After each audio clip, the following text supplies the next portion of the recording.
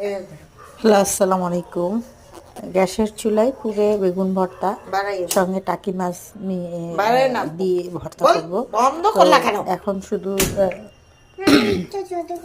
বেগুন পুড়ে রেডি করতেছি, বাকিটা পরে আপনাদেরকে দেখাবো। তো এই পর্যন্তই দেখেন কিভাবে কি পদ্ধতিতে গ্যাসের চুলায় বেগুন পুড়ে ভর্তা করতেছি। এর মধ্যেই সব কিছু পুড়ে ভর্তা করা যাবে। তো অনেক ভাবিরা আপারা টেনশনে থাকে ভর্তা খাওয়ার জন্য, কিভাবে ভর্তা করব।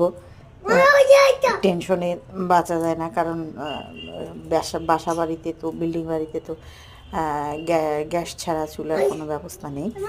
তো এই পর্যন্তই, সবাই ভালো থাকবেন, সুস্থ থাকবেন, আমার পাশে থাকবেন। আল্লাহ হাফেজ। নিভাইও না বা, নিভালে তো পুড়ে যাবে, পড়ে যাবে, সিদ্ধ হবে না। না।